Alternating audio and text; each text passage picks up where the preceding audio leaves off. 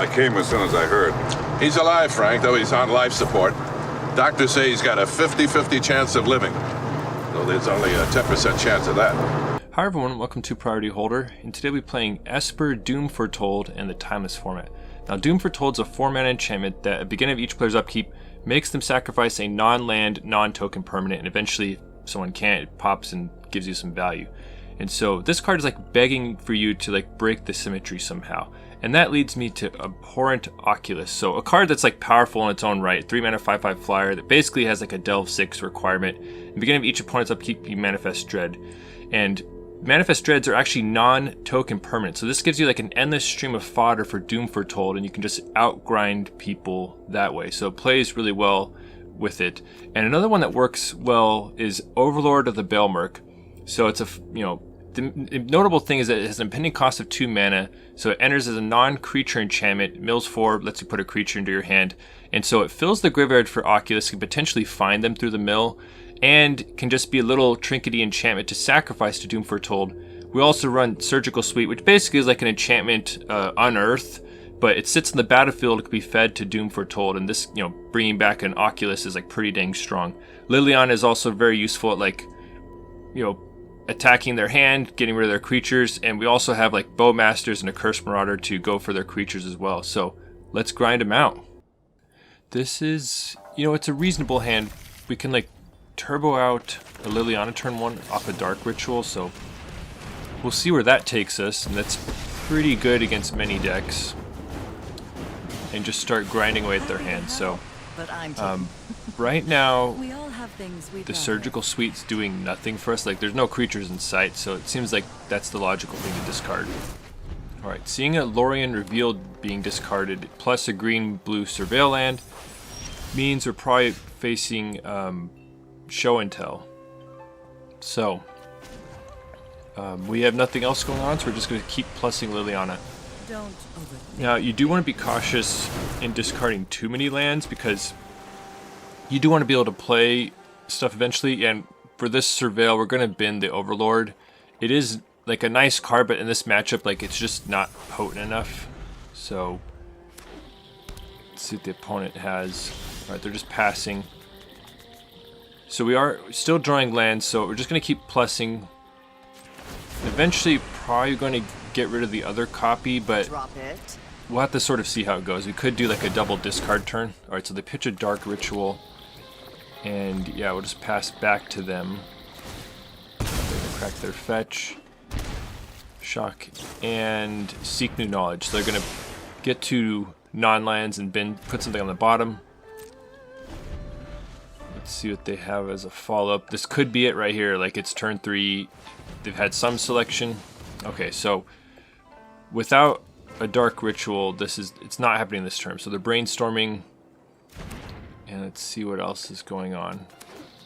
Right, there's their land drop. Right, so they're cracking right away, and they do have to like insulate their hand against what we're doing. All right, Thoughtseize is perfectly fine with us. So we're about to be empty-handed anyway. Okay, so that went really well. So they Thoughtseize the useless Liliana. Going to just get a Surveil land and just try and put something useful on top. Gonna bin the land, though honestly maybe we could have just kept it, played it, plussed. Accursed Marauder does nothing right now, and it seems worth just attacking their hand, like, 'cause especially if we plus her right now, we can ultimate Liliana next turn and keep her around, which seems like pretty significant. Alright, so they bin another Seek New Knowledge, and let's see what the opponent has. Assemble the team. Okay, that's pretty bad because that's like basically a tutor. Bowmasters is nice, so if we play Bowmasters, and the opponent packs it in. So if you like seeing Liliana solo Show and Tell, please Inquisitor, Greyfax, like button, and we're in the next game already. So that was just an incredible game. We basically played one card and it took over the whole game. So that's not especially nice because I think Show and Tell is actually a sort of bad matchup for this deck. Like we don't have like any hand disruption and like not the fastest clock, so it's easy if you turn 1 Liliana and just plus over and over and over and over again. So alright, Deathrite Shaman from the opponent. In this game we have Bowmasters at the ready. It seems logical just to hold that up at this point. Like, it's unclear what the opponent's doing. Though we do see that they have fetched a snowland, so something interesting is going on over there. Sometimes, if you see snowlands, that's indicative of Field of the Dead, just trying to get more land names. So there's another snowland. So they must have some sort of snow strategy going on, and they have snow basics also. So I'm very curious about what's going on. They're turboing up to 4 mana right here with Deathrite, and it's Karn the Great Creator. Card I know and love. In fact, if you're interested in Karn the Great Creator decks, I'll link one right here. So let's see what they get from their wish board. And there's any number of things. Alright, so they went for the liquid metal coating, which is like basically like a land destruction piece in conjunction with Karn's ability. So we're going to end step Bowmasters, ding the Karn. That way we can attack with both of them and finish him off, because we don't want our land start getting destroyed with liquid metal coating. So that feels pretty good. Now we're going to Liliana minus on the Deathrite Charm just to try and contain their mana, and because Deathrite does a whole lot, and it polices our graveyard, which we use quite heavily in this deck. So our opponent's going to crack their fetch. Let's see if they still have more snowlands, so we have to see what that's all about. They're thinking, alright, they're playing Valkyria Protector's Shield. So this is like a Kaldheim card. It does a handful of things. It's the backside of an angel or a god, and basically it prevents all increments of 1 damage. So our Bowmasters, pings, and our Orc army right now don't do anything at the moment. We're going to plus Liliana. Almost got rid of Oculus, but we can actually set that up really nicely with an Overlord. What's that mode called where you just play it in the enchantment form? So we're going to play a Marionette Apprentice. Like, I did give some thought to putting a 1/1 counter on it, because then it can like actually deal damage to the Valkyria. But you see me checking Apprentice right there, and Apprentice's trigger is life loss and not damage, so it gets through Valkyria. So that's one reason to put another creature in play. Like if they play a Wrath, like we'll get a bunch of triggers. So we're going to impending the Overlord, that's the term, and fill up our graveyard, and we get to put something into our hand. So we can decline it, like, because you know Oculus needs like a ton of cards, and the graveyard needs 6, but we also have a Liliana in play, so we want cards to like discard to her. So we'll pick up 1 card, go down to 5 cards in the graveyard, and then Liliana plus next turn, assuming she survives, will get us back to 6, and then it's Oculus Town from there on out. So let's see what the opponent's follow-up is. Our Cryptic Coat. So they have some sort of artifact shenanigans going on with Karn and Cryptic Coat. Alright, so the opponent has another land. Presumably they're just going to run out the liquid metal coating right now. Let's see if there's anything else. Alright, so they're just running that out, which does nothing at this point in time, but can be nasty if another Karn hits the battlefield. So decide just to plus, like, really want to knock that last card out, and we don't really care about their creature like attacking us or anything. So we're gonna and we want the 6th card in. So, and we knocked a Karn the Great Creator out of their hand. So that was an amazing plus right there. It seems like a great time to slam Oculus, like going to speed through like the little delve it needs, and so right now we still can't really do anything, but we have Oculus that's about to start creating creatures, and Overlord that is ticking down. So let's see if we can stick under it. Another Marionette Apprentice could be relevant with 2 of them out, like really draining the opponent. So, and yeah, they've seen enough, so they pack it in. So yeah, we took over that game quite nicely, snatched the game from Karn the Great Creator.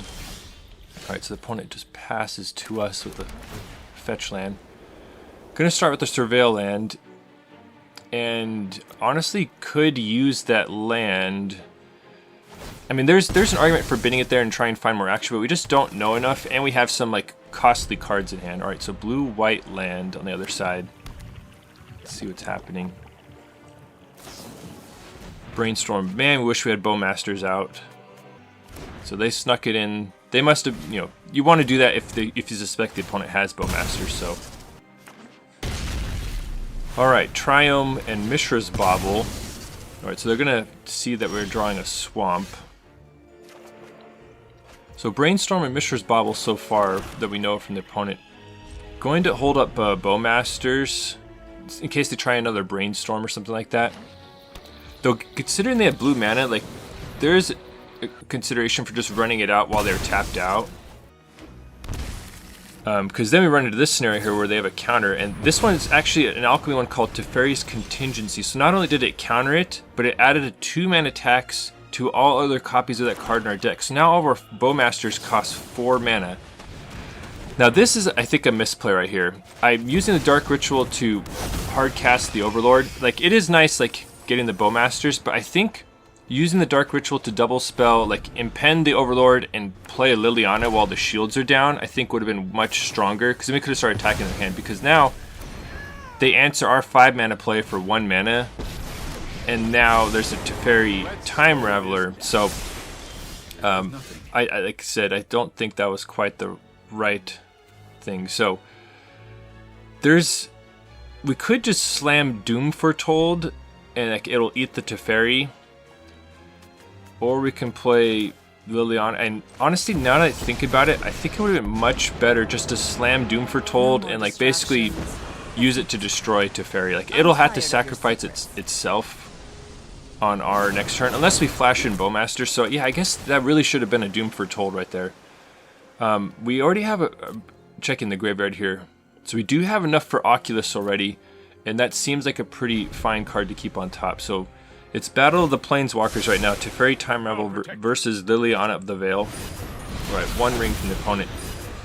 That doesn't bode well for our Liliana like attrition plan, because they're gonna be able to just have surplus cards just to discard at will, and it's gonna end up hurting us more. So don't love that. Going to start with the discard. Going to get rid of the extra Liliana. And yeah, trying to figure out what to do. So I think Doom Foretold would have been great last turn, and honestly should play it now. Like I was worried, I didn't want to sacrifice Liliana to it. That's like my hesitancy, but it's like we can flash in Bowmasters, you know. So I end up playing Oculus, but that's not even, like, sure it's going to manifest something, but they can just Teferi bounce it back to our hand, and then it's so costly to get into play. We need so many cards in the graveyard that I'd just be stranded there for a while. So I think it would have been better to play Doom Foretold. So, and of course the opponent just draws another Swords. Granted, they have tons of card advantage. So Jace Reawaken. Okay, so we're obviously playing some sort of control strategy. I was thrown off by the Mishra's Bauble Order. That's not typically a card you see in control decks. So, and they have pitched a Spell Pierce, and there's a Lightning Helix. So, so now, I'm really keen on like knocking out their last card in hand. So I'm gonna pitch a Liliana, and that was a Stifle. Once again, I think it was time, like, I was so hesitant on losing the Liliana, but I did, there is an argument for Bowmasters there, because it is going to punish the 1 ring, and, I was surprised they didn't bounce it back to my hand with Teferi, considering Bowmasters cost us so much mana. Like, we do get value each time, but it's, like, so costly, and there's a Supreme Verdict, so. Alright, and Jace is gonna loot one more time. Ragavan, so really interesting sort of, and of course, yeah, Teferi can protect himself from the ring. So like there was some excitement as to killing them with the ring, but Teferi got them covered. So was not expecting to see Ragavan, so they've been a very controlling deck thus far. And so I think I have the benefit of hindsight because I'm doing this post-edit, so I've seen this footage, thought about it a lot. I ended up minusing on the Ragavan. I think I should have just ultimated there and done like a really tough Fact or Fiction, like lands versus permanents, and then slam Doom Foretold, or something like that, or just like 4 lands versus 2 lands and all your permanents. Done something like that. So now we're not anywhere near her ultimate, and we sort of let them off the hook right there. So that, yeah, this game is just tough because upon reflection, there's a lot of things I should have done differently. And now, of course, Doom Foretold into open blue mana, I mean, you know, it's just going to eat a mana drain. So that was tough. And not plussing Liliana here because I really want to use, like, to play out the Overlord. And here's where we're sort of getting, you know, we're sort of regretting all those lands we pitched to Liliana because now we can't actually deploy everything. Like, would have been nice to just, you know, or to be set up to play Overlord. So the opponent's going off with their Planeswalkers, and I actually love playing Super Friends decks myself, so I'll link one right here. There's a number of ones that I've played in the past. Alright, here comes Flage. It's looking increasingly dire, so Liliana's not dead. Well, I guess, you know, they have Bolt at the ready, so... Alright, so they have an extra Bolt. So yes, the opponent just had infinite cards and, like, a lot of ways to protect themselves and gain life. Not to mention Flage is at the ready soon. And... yeah, it's just looking pretty bleak, and I think there was a number of turning points in this game that I could have done things better. Like, an earlier Doom Foretold could have eaten up a couple of their Planeswalkers. A Liliana Ultimate could have really set them back. We could have forced them into, like, a pretty punishing situation. So, they're going to stifle the Oculus trigger to deny us our Manifest Dread. You know what? And they're really under no danger here because between the two Teferis, like, they can just tuck or get rid of Oculus anytime they want. So Leyline Binding is going to take care of it. But yeah, Oculus, this is where Oculus is tough when the opponent has easy ways to bounce it, because then it's too hard to, like, get enough cards in the graveyard to keep redeploying it. So I'm going to Dark Ritual the Overlord. And yeah, they have an invert polarity. Oh yeah, so I did impend it there so he could possibly draw, like, a Bowmasters, but yeah, like, that's too much. The opponent got too much value, so we move on to the next game. That one was tough, but shake it off, move on to the next one. Opponent is going first. Alright, turn 1 Inquisition from them. Yeah, obviously they're going to take the Dark Ritual. Like, that's just the most explosive card that lets us turn 1 Liliana and start just making them discard. Alright, so turn 2 Demonic Tutor. Now, it makes me think that there's some sort of, like, Necro combo deck or something, because usually you don't see Demonic Tutor in mid-range. Like, you can play it, but usually it's the combo decks. Alright, so here's another Dark Ritual, so this is pretty bad. Alright, so 1 ring. Not great for us, but at least we have a Bowmasters to try and snipe it, and of course they have the removal spell. I mean, they are a black deck, so it's not that surprising. So we didn't get to, like, get them with their ring activation. They had it all. So the opponent has 2 cards in hand though, and we have Liliana the Veil. So Liliana's been getting a lot of screen time in this video, so seems like worth it to pitch a Doom Foretold. It's just most expensive card right now, and they have ring protection, so we're not attacking in. So let's see what the opponent can muster up. They're going to be able to draw a lot of cards. Thoughtseize. So this is actually a real tough one for them. They end up taking the Doom Foretold, but basically, you know, if they take Overlord, then, like, we can just slam Oculus, or if we draw a land, then we can play Doom Foretold. Like, that was a really tough one for them. So now what we're going to do is impend our Overlord to set up Abhorrent Oculus. And let me know in the comments. So I've been thinking about Overlord of the Balemurk a lot since it came out, and, like, I love graveyard decks. I love self-mill. It just sort of does a whole lot. I like sort of value permanence, like how we're using it in this deck. Anyway, let me know, like, how do you like to use Overlord of the Balemurk, or how do you hypothesize it would be good? I'm very curious how people are optimizing that card. Sheoldred the Apocalypse. So we have the interesting situation here where they just activate their ring right into our Bowmasters, but at least their life total is being buffered by Sheoldred. So I think, you know, they are, like, countering our triggers quite a bit with Sheoldred. But they did just play it right into, like, a Liliana Edict, you know. So, like, we're just going to get rid of Sheoldred because it represents way too much life gain from the opponent. Haven't you ever heard of? And we do have enough cards for Oculus, so we're just going to slam it right here.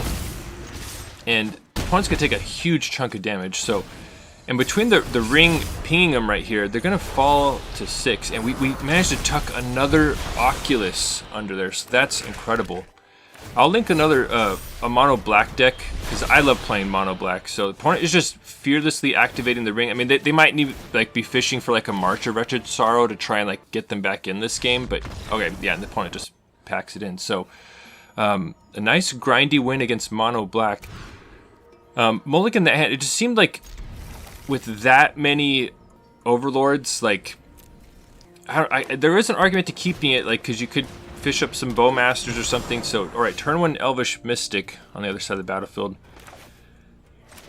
Seems like we want to use that Dark Ritual maybe for like an early Doom Foretold. Let's see. Woodland Mystic. So there aren't a lot of turn 1 elves. Like there's Elvish Mystic and Llanowar elves, and then it sort of falls off a bit. Though Woodland Mystic is even then not like a top choice because there's like other ones that have better stats like 2/1s or 1/3s and stuff like that. So this is sort of indicating it's possibly a newer arena player whose collection is not as big yet. So, but elves are still pretty potent, right? Roots, which can mill and then return like an elf or a land card. All right, so they got the War Caller, and they must have just a clunky hand. Like elves usually like to spill out as many creatures as possible. So. What I'm going to do is I'm just trying to suppress their mana as much as possible. So I'm going to Surgical Sweep back the Accursed Marauder. I'm going like real aggro on their mana dorks here because I just want to like just shut down like their velocity right here. Alright, so Elvish Warmaster comes down, and since we've gone so hard against their mana dorks, they don't have like a follow-up elf to get the trigger right away. Alright, so Doom Foretold's going to eat the Warmaster, and we'll have to see what their follow-up is. Alright, so opponent plays a Beast Whisperer. So they are not used to playing against Doom Foretold. So we're going to sacrifice the Surgical Suite and mill ourselves a Stitcher Supplier. It's going to put us like in Oculus territory. And you're going to just hold up Bowmasters, but just playing a 4-mana creature into a Doom Foretold is like real tough because they're just going to get eaten for no value. So, but at the same time, it's like, yeah, it's just a tough situation for them. So we're going to run out Bowmasters on their end step. We're saving it in case they play like an X1. Happily going to sacrifice Stitcher Supplier to just juice up the graveyard. Now, I do think this deck would benefit from like, I don't know, something that's like good in the graveyard, like something that we can get value from in the graveyard. So it's yeah, it's hard to say. All right, so let's see, Doom Foretold, and yeah, it's Oculus time. So we got enough mana. We're just going to turbo it out here.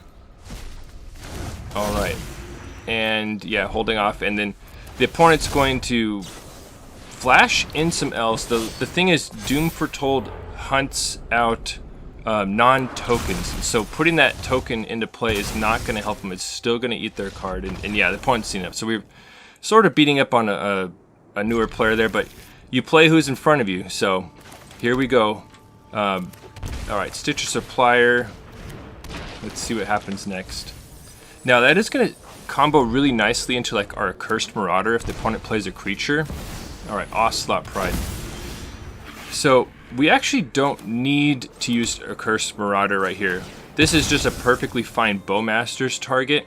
So I'm going to fetch right now and just Bowmasters it down, because let's say the opponent plays like an Ajani or or a Guide of Souls next turn or something like that, then the Accursed Marauder can take it down. So Bowmasters lines up against well against the Ocelot, so we're going to go ahead and do that. So Aether Hub from the opponent, and there's an Ajani. So Accursed Marauder is actually like just a really smooth answer to Ajani. And we have a Dark Ritual, so we could sort of have it all right here. I did like a graveyard check, and I think with the Dark Ritual, not to mention like Stitcher Supplier filling it, should be able to play Oculus already. So Stitcher Supplier gone, it's going to fill up our graveyard. Do have to crack our fetch, but now it's like already turn 3, and like we played all the stuff, and we have Oculus online, so feeling amazing. So we're gonna slam Oculus, And yeah, turbo through the little delve shenanigans and pass. Yeah, attack for 1 damage, of course. The opponent's gonna just try and reduce our board.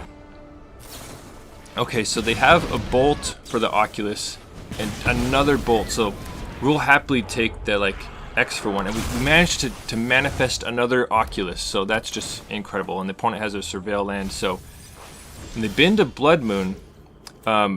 If you like Blood Moony prison decks, I'll link one right here because I definitely have that too. So yeah, with another Oculus in play, like the opponent probably doesn't have an answer for that, so none of those cards really matter underneath the creature. So let's see if they have another answer.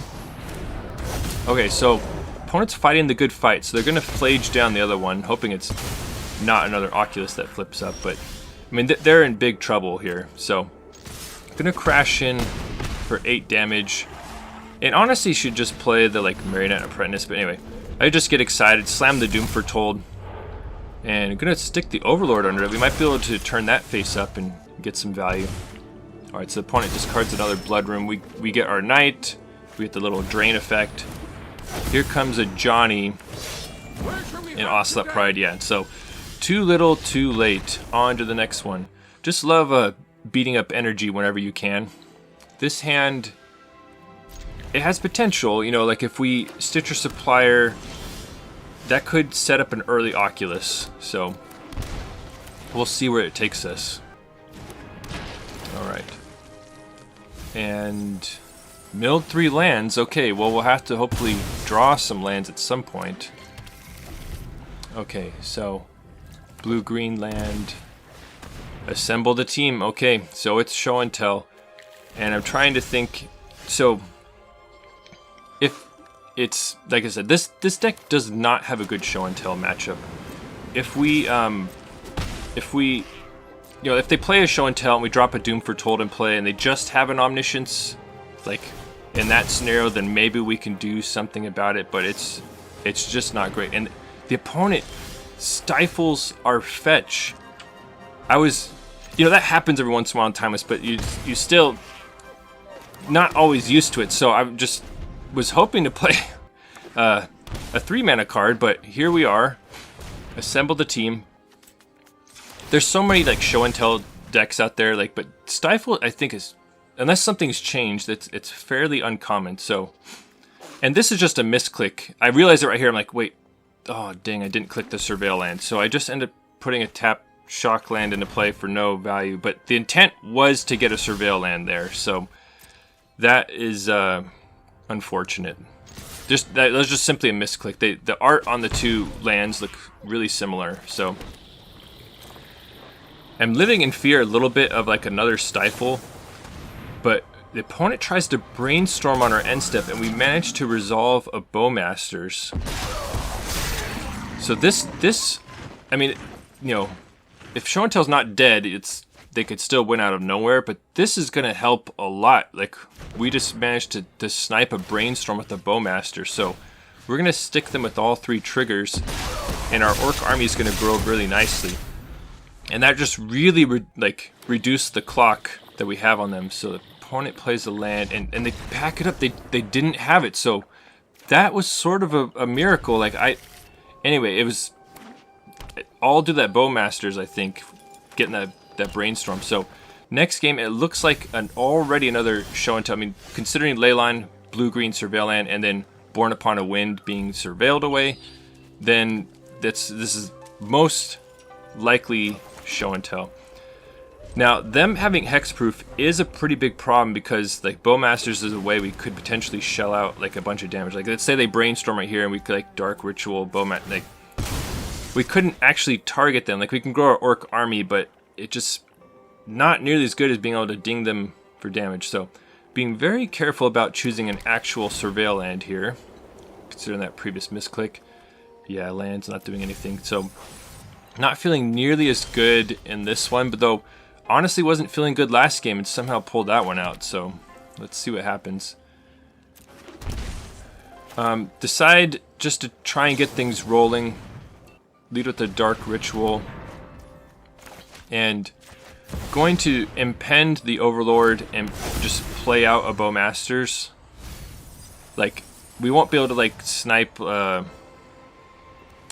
Brainstorm or anything like that because we're doing it on our main phase, but just seems like worth just accelerating stuff out there. So we will have to ding ourselves at the Bowmasters trigger, but any subsequent triggers we can just target our Orc army, which will always outgrow the triggers and never kill itself.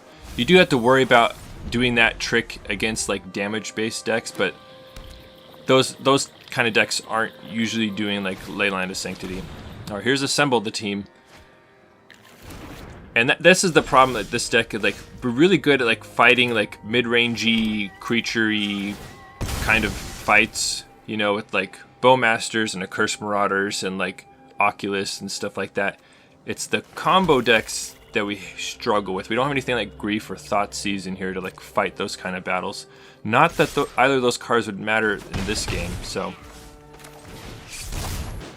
we're just gonna slam an Oculus and hope to like accelerate the clock fast enough to take them out. But like I said, we're just doing not a whole lot right here. But Oculus does sort of speed things along pretty nicely. All right, and there's the show and tell. So I think about it for a while, like, all right, if they play an Atraxa, but like honestly, if they play Atraxa, we can just Accursed Marauder them like next turn. So I'm just gonna slam at our Oculus, and of course it is Omniscience on the other side of the battlefield. So all right, so here's the Brainstorm. So like it is gonna like increase the clock right here. Yeah, here's Dig Through Time, Atraxa, and putting back Dig Through Time, the Dig Through Timing probably into another Dig Through Time, into Demonic Tutor, Mastermind. There's the approach, and we are donezo. I love decks that are like can just grind out wins over like a period of time by just like crushing the opponent's resources, and this deck delivers on that front. Abhorrent Oculus is just so awesome. It's such a sweet card. I love how it synergizes with Overlord. Like, you'll probably see me playing this package of 2 cards more often, so still figuring out ways to use the 2 of them. Now, as always, so if you're interested in more Doom Foretold, I have like a discard list I'll link right here. But as always with Doom Foretold, I have like a million different ideas for it, as you can see. Like, just any sort of trinkety thing that like does something and leaves something behind to sacrifice Doom Foretold is worth looking at. Like Nowhere to Run, or Tithing Blade, or Chainsaw, Blood Spatter Analysis, Meat Massacre. Like, there's tons of them. And you could see a lot of red ones in here. Maybe like Grixis Splashing White would be a cool direction for Doom Foretold. Like Bloodtide Harvester, Disturbing Mirth could be pretty sweet. Growing Dread is one that really interested me because this card puts 2 non-token permanents in play that can be sacrificed to Doom Foretold. So like, there's not a lot of cards that like behave in that manner. So this is something that caught my eye. Enduring Innocence can be sacrificed twice to it and get you extra value with like your trinkety creatures. So like, that could be a direction to take it. Roaring Furnace, like, there's just tons of cool things. So let me know in the comments like if you're interested in seeing me explore different Doom Foretold directions, or if you already have different ways you like to play this card. Anyways, that's the deck. Thanks for watching the video. I hope you enjoyed it, and if you want to see even more nonsense, please consider subscribing. And if you're already subscribed, thank you for your support. Your engagement with the channel helps me know what the people want. Thank you.